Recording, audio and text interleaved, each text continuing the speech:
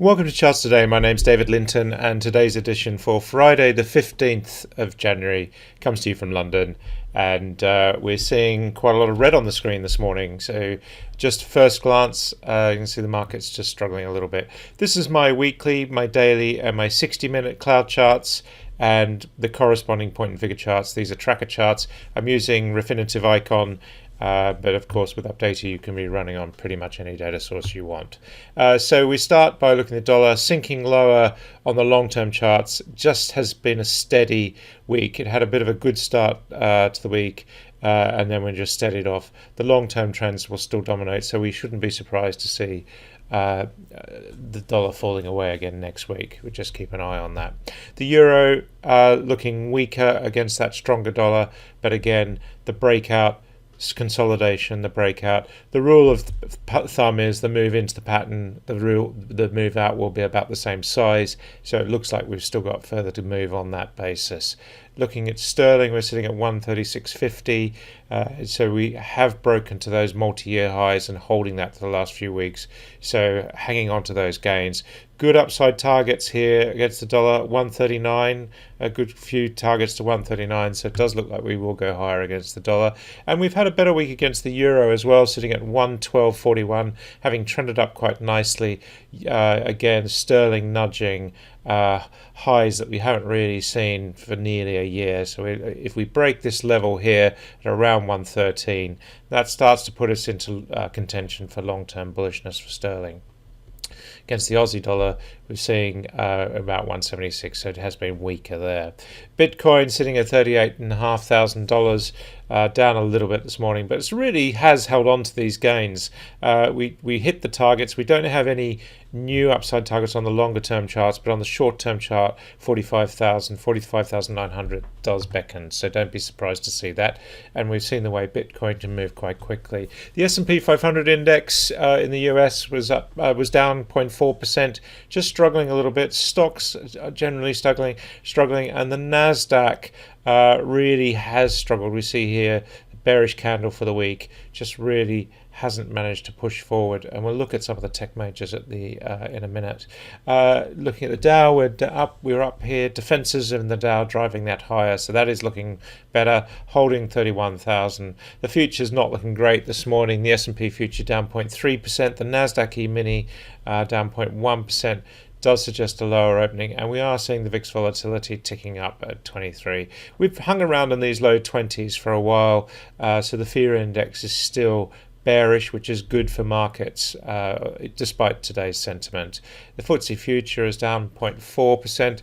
It really has just struggled. Again, nowhere near making new highs at the moment. Unlike other markets, we're seeing the DAX holding on to that new high, looking like we might end the week with a bearish candle, but last week was the break, and we've predominantly held on to that. We've got upside potential targets here of some 37, 39%, and 30%. So looking like a good year ahead for the German DAX.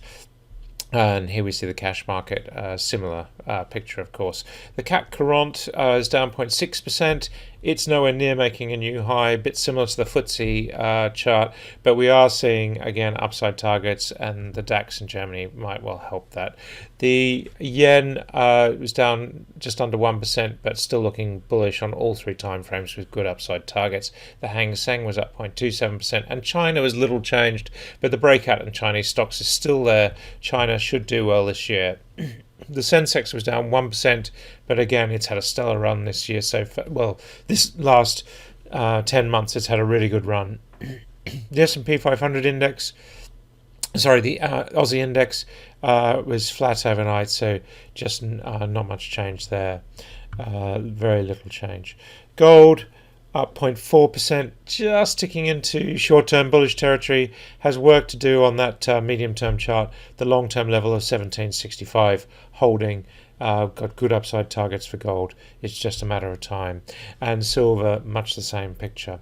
Copper was down 1%. But the trend is still very strongly up on the longer term charts. US 10-year yields sitting steady at 111. We nudged 119 this week, hit some cloud resistance there, but that jump has been quite significant.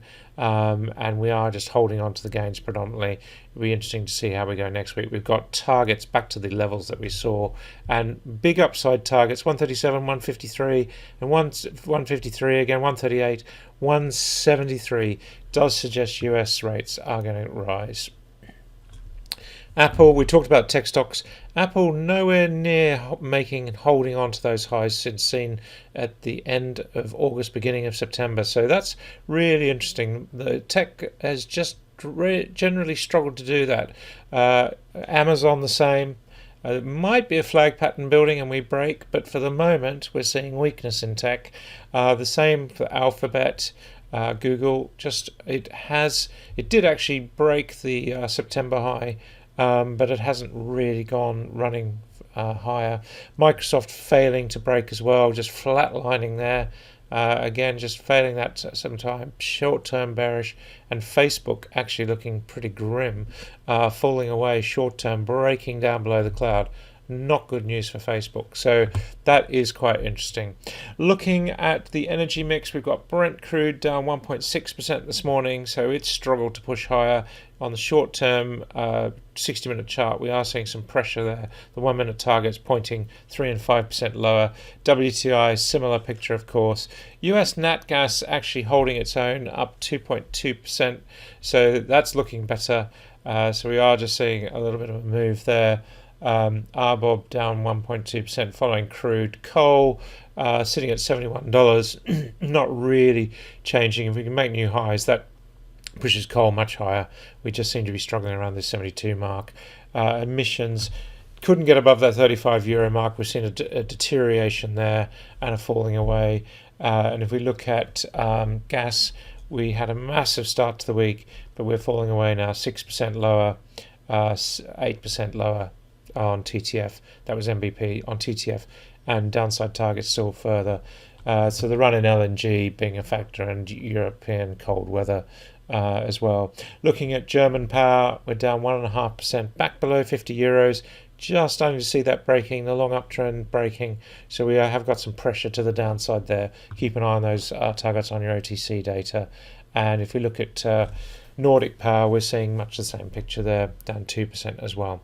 That's it for today. Have a great weekend. Until Monday, happy charting. See you then.